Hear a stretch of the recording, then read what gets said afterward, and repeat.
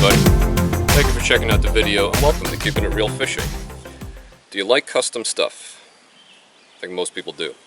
Got a custom reel for you here today. Well, not really, but check it out. It's a Daiwa Tatula HD Custom. Here in the United States, we've had the Tatula now for a couple of years. It's a great reel. And then they followed it up with the Tatula HD, which has a deeper spool and a longer crank. It's meant for heavier applications, swim baits, A-rigs, things like that. Holds heavier line. Well, overseas they have this version, the HD Custom. And as the name implies, and as you can see, it's color coordinated. You have these gold accents here underneath the retaining nut, cast control knob, the spool, and the mag force adjustment. The T-wing system is also gold, which looks really cool, but that's actually gold on all of them. And I say all of them because Daiwa often color coordinates based on the speed or the gear ratio of the reel. So this is the 6.3 to 1. You can see that there. And on the 7.1 to 1, the faster one, they use red accents. So what's this reel all about? Well, apart from the color coordination, there's two other differences on the HD Custom. The first is the drag star. I don't know if you can see, but it's kind of a gunmetal color. And that's because it's metal. The domestic version of the Tatula HD utilizes some kind of composite or plastic drag star. There's nothing wrong with that. I've never heard of them breaking or anything, but this one is metal. The other change is an actual performance change, and that's in the drag. The drag on the HD Custom is a little bit over 15 pounds as opposed to the domestic version, which is a little bit over 13 pounds. So you get a little bit of a beefier drag.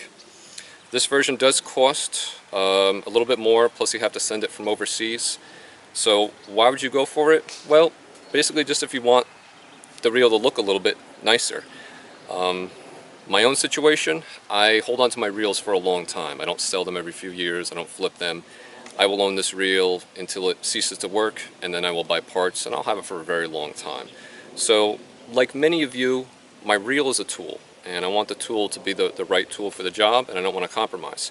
However, I think I speak for most of us when I say, you know, so much of the fishing gear that we use is being styled nowadays to really look good. Whether it's our rods, our reels, whatever it is, manufacturers are putting a lot of emphasis on look. And it's kind of undeniable. I mean, that is a really sweet looking reel with all those color coordinated accents. So this is what I was looking for. I had sat on the fence in the Tatula.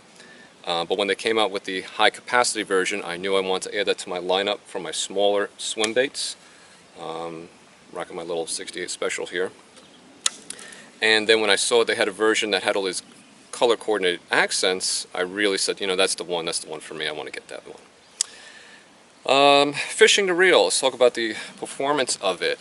I have not fished a domestic version, but I imagine that there is zero difference apart from that drag, but I don't catch any fish that are going to test my 15-pound drag or even a 13-pound drag on the domestic version. The T-wing system, I'm sure you've heard of it before, has that wide aperture so that the line can flow out more freely, and that's a nice feature. Contrary to Daiwa's claims, I don't think this casts any further. I also had the previous iteration, the initial pop-up hood version of their T-wing system. I had a T3 ballistic, and I tested that extensively, and I found that I can never cast it further, but it took less effort. There was less friction here, and it would I didn't have to put in quite as much to get the same result. But if I really swung for the fences, it would go about the same distance as my reels with the non-T-wing system. So it's just all about less effort. One thing I have observed, and I'll share with you though, if you guys like using heavy fluorocarbons, I happen to have 20-pound fluorocarbon on here, and I don't.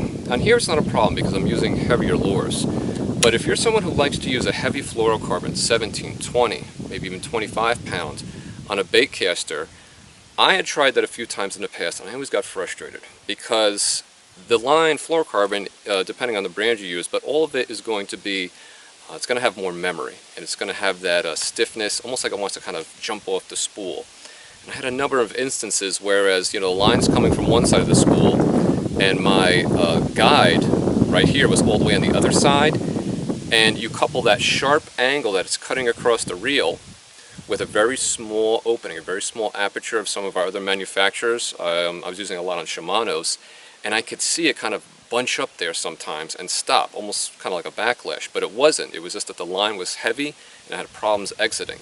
I mention that because I think the T-wing system, if you guys like to pitch with that heavy fluorocarbon, I think this offers a clear advantage to allowing that line to flow and usher out of the reel a lot easier, even at those steep angles, than some of the other manufacturers use those very small openings on their line guides. Apart from that, guys, fishing it's a great reel. It feels real robust. It's an aluminum frame. You have an aluminum crank side. This side is an aluminum side plate, and this one here, I believe, is just a graphite. I don't think it's a Zion or anything fancy. The MagForce system, because the Tatula HD is geared towards heavy lures, we're using the basic MagForce system. It's not a MagForce Z. It doesn't have that spring-loaded armature. There is no, the spool is just a very basic spool.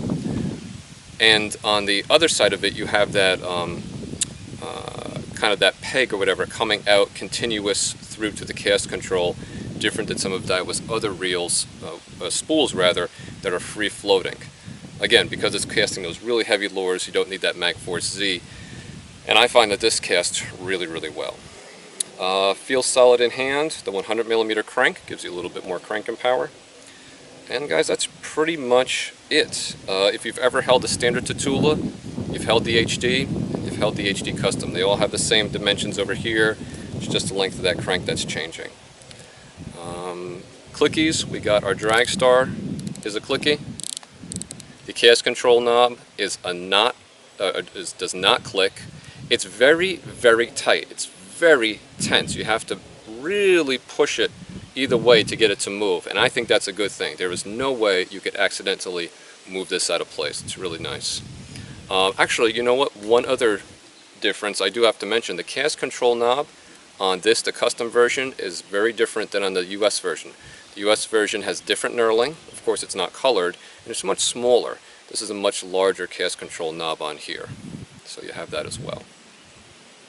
Alright guys, so that's pretty much just a basic once-over on what it looks like. Fishing is the same as any other Tatula. Casts great, has a lot of power, it's very smooth, and as a family of reels, everything I've always read is that they're being very reliable. This one here is if you're looking for a looker. You want some of those cool color-coordinated accents. Of course, you can accomplish this with some other sites. There's places like Hedgehog Studios. You can get all sorts of different parts for your reel. But that really adds up quick. And though this is more than the standard Tatula HD, the US version, having all these color-coordinated accents coming to you right from Daiwa is cheaper than if you are someone who likes to customize and you're buying them all from those aftermarket sites. Alright guys, so that's the on-the-water part. If you want to go into more detail, right now I'm going to take it to the tabletop and we're going to go into some more finite detail on the Tatula HD Custom.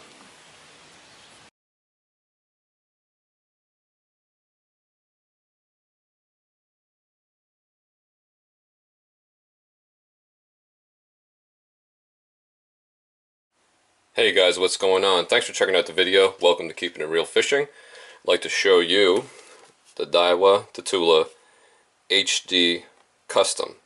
Now here in the States we do have the Tatula HD, which I believe stands for heavy duty. Overseas they have this variant, which is called the HD Custom. So what I'd like to do is show you this version of the reel and go over the differences of it, and then just talk a little bit about the Tatula HD in general and show you some of its attributes and what it's designed to do. So let's open this and take a closer look. Alright, so like I was saying, this is a JDM import. Second reel I've brought over from Japan. This one is from japantackle.com. And I recently put up a video of the Daiwa Ryoga, which is a round bait caster from Daiwa. And I'll just mention again briefly, guys, if you ever see something overseas, some of these Japanese sites, they make it really easy to order. And the biggest apprehension you would probably have is warranty services. Japan Tackle, they really spell it out cleanly on their site. You have a full, they call it a limited lifetime warranty. And basically if you have any issue, you can send it through to them and they can service it, or they act as kind of a mediary. You send it to them and they can send it to Daiwa or Shimano for repair. So you're covered the same as you are here in the States, and shipping is actually quite quick. So there may be a little bit more downtime, or maybe even not. I mean, I don't know how fast the servicing is through Daiwa or Shimano of Japan. But anyway, I figured I'd just mention that because that's probably one of the biggest things that people have about buying a reel overseas. You might see something you really like, but then you're like, you know, if something happens, I'm screwed. Not really. You can be, or you will be taken care of. You just have to get it over to them. Again, that was through Japan Tackle. There's other sites that I know offer similar policies, but I've dealt with Japan Tackle, so I'm speaking for them, and all that information is on their website. So there's the Tatula HD Custom, and in the box, I just took it out of the bag. No oil or anything with this one, which is kind of perplexing because you figure at some point you are going to have to service it, and it's a little quizzical to me that every single reel, regardless of where it falls in a lineup, doesn't come with some way to lubricate it. You may have a couple bottles of lube from previous reels you bought, but they don't know that. This could be your first reel, and who knows, maybe it's your only reel. So it's always kind of a little weird that they don't include that little tiny bottle of oil. It probably doesn't cost them too much, but you know, sooner or later you're going to need that. You have this card here. I think this is the warranty card, although I'm not entirely certain. Here are the general instructions. Nothing different than you would get here, just of course everything is in Japanese, but there's nothing particularly unique about this reel that you have to know. If you know how to use a bait caster, you'll totally be able to use this. And probably the most important sheet I usually think is this guy here, is the schematic or the parts breakdown sheet. So if you do want to take it apart and do some basic maintenance or servicing yourself, I always recommend setting up your phone or a little camera on a tripod and just videoing the process of you taking it apart. Pictures are good too, but the video really doesn't lie and there's no skip steps. But this also is very valuable for seeing the order that things go. And of course, if you do need a part, you can just reference the number here, contact whoever sold you the reel, if it is a Japanese reel, and you're not going to be able to read it because it's going to be in Japanese, but you could just tell them the part number and where you're reading it off of and get the part that you need. Alright, let's put it away and let's take a closer look at the reel.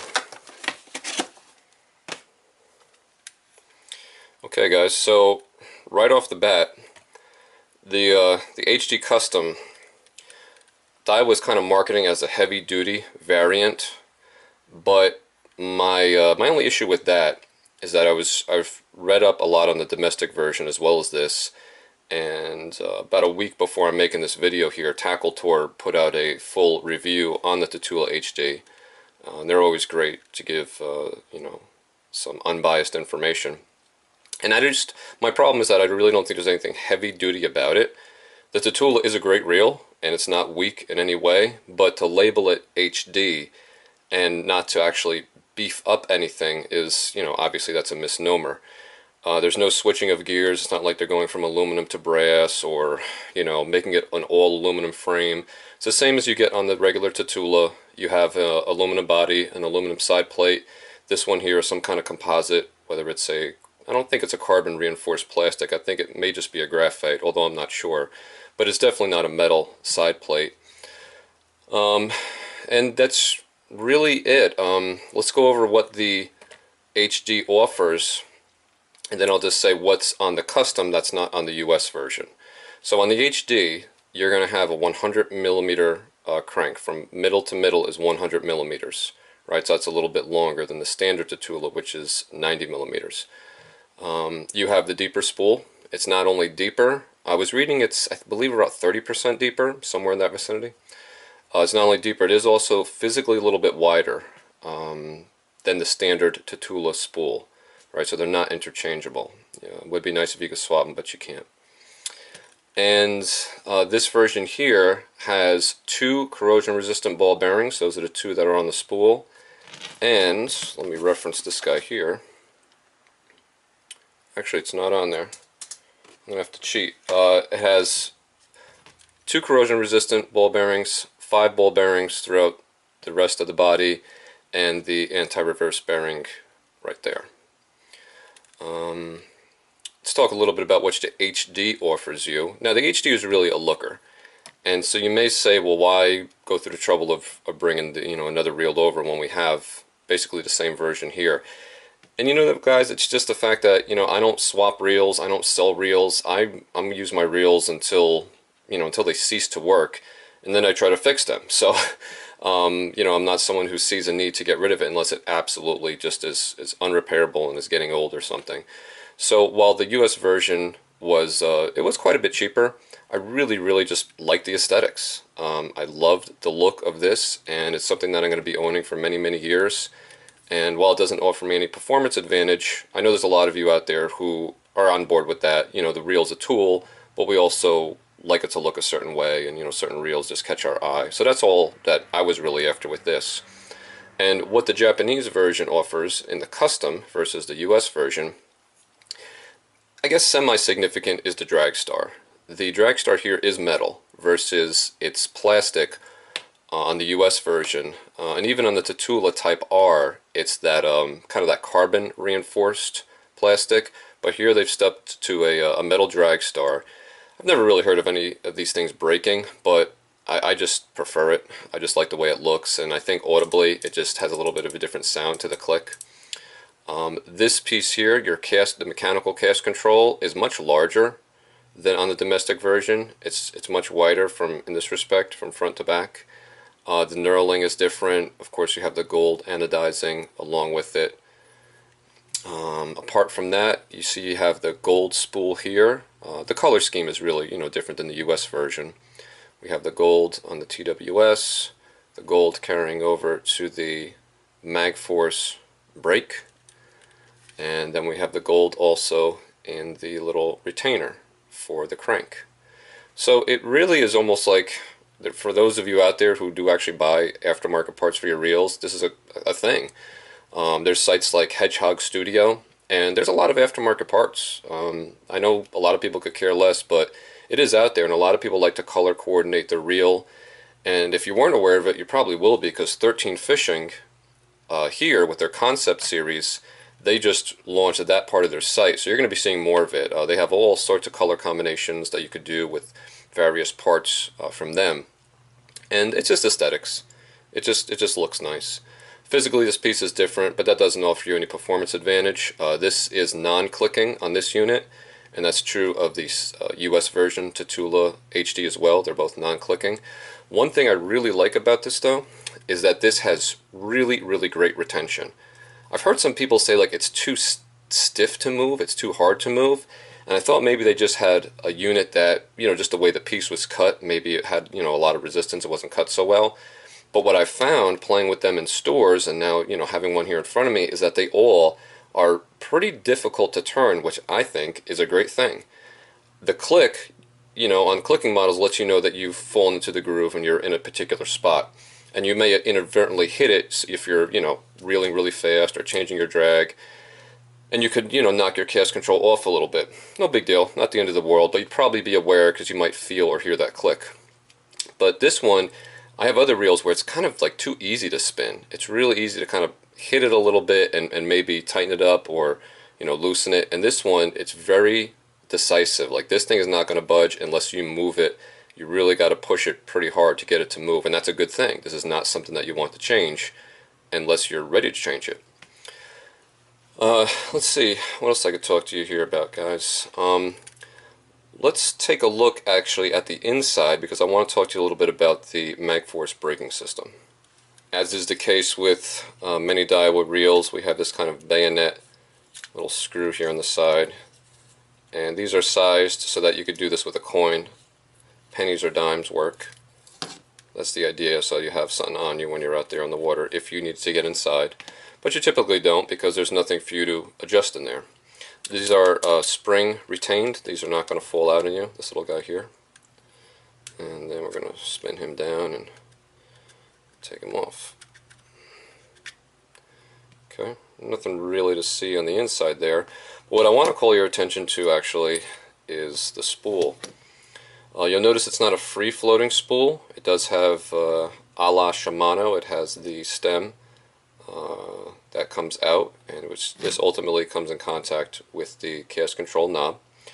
And what you'll notice here is that this is a fixed mag force. This is kind of their most basic mag force implementation. Mag force Z, which is on the standard Tatula, has a spool which has a assembly in there which is spring loaded, and it's based on RPM. And this piece here, the inductor, will actually move outwards and inwards based on how fast the spool is spinning, and it'll move in and out of that magnetic field, and that gives you a seamless magnetic application of brake.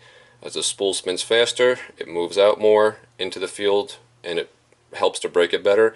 And then as your spool is spinning, that brake doesn't stay very hard because it retracts, and the spool or the inductor actually moves back away from the magnetic field. It's an incredible system.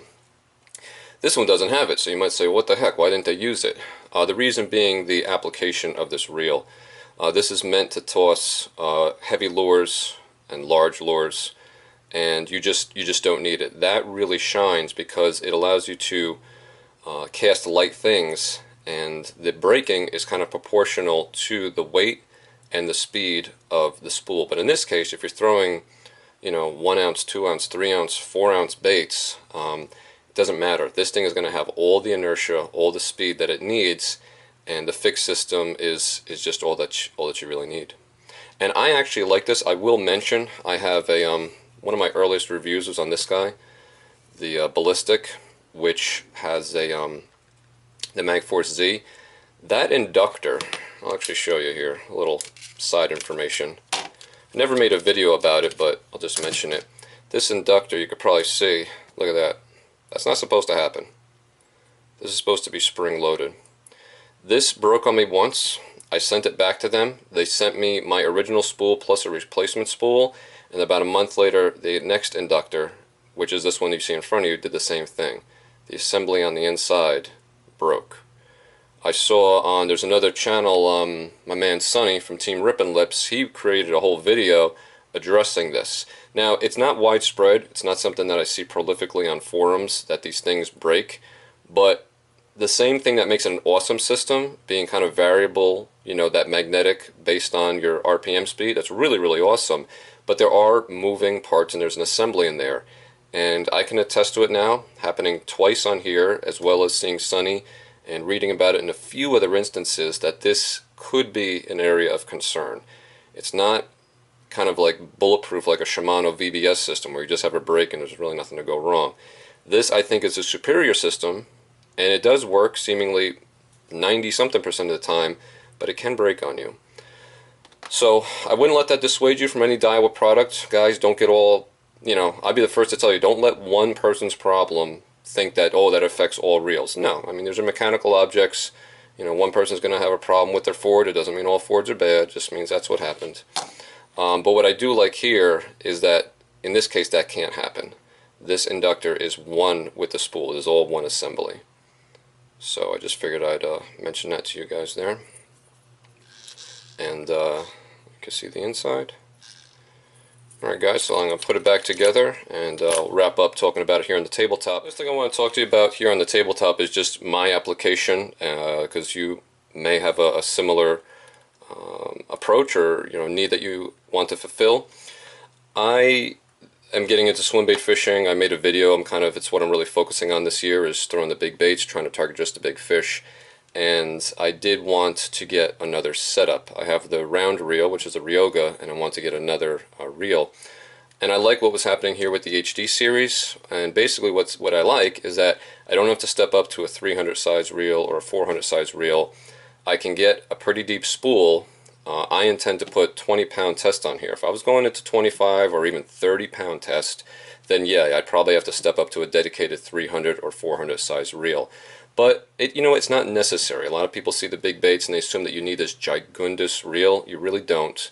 And this one here fits the bill. It's the low profile form, right? Same dimensions as a regular Tatula, except we can hold a good amount of line. Let me show you the line capacities there. 170 meters of 16 pound, 135 of 20, that's what I'm going to be going with. And even, they rate it up to 25, so you can see the intended use here of this reel. It's not to have, 400 yards of 12-pound test. It's because you're running a higher pound test, which of course is going to be a larger line, and as such you're going to be able to fit less of it, so you need a larger spool. Okay, so my application is actually I wanted to use fluorocarbon. This one I want to set up with fluoro. And one of the things about fluorocarbon, particularly in the higher tests, is it can kind of get stiff and it wants to be jumpy. I've used it in the past on my other reels and I never liked it actually. I end up always going away from it. I try some brands, I always end up going away from it. But my thought here, and I'll see if this plays out, is that the T-wing system might alleviate some of my issues because that aperture, that opening is so big. I feel sometimes that when you're using the higher test and it's kind of, you know, stiff and there's just more memory as it's coming off the spool, as it's coming out, if it's being funneled through a very, very small opening, like I see on some, like Abu Garcias tend to have like this little tiny bullet opening, or even some of the Shimanos, like my Chronarch, is a little tiny hole there. If there's any kink or if there's a bend that just doesn't want to come out, that can stop right there. And, you know, I feel that that's sometimes the culprit or the cause for some of my backlashes that I had with fluorocarbon. So what I'm hoping here is that that wide opening will really prevent anything from getting bottlenecked in there, from getting caught and hung up and causing any kind of backlash. So we'll see how that works out.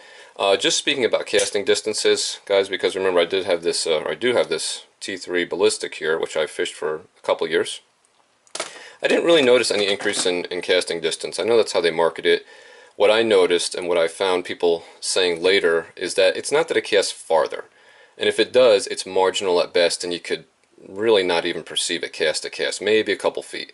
But what I did notice, and what other people have said, is that it casts easier.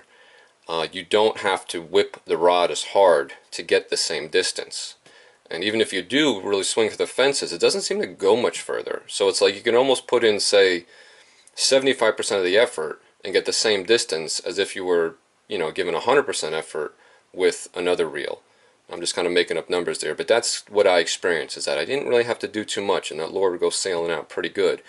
But if I really wound it up, it didn't make so much of a difference. And in terms of casting accuracy, to use marginal force rather than, you know, real abrupt fast force lends itself to giving you better accuracy.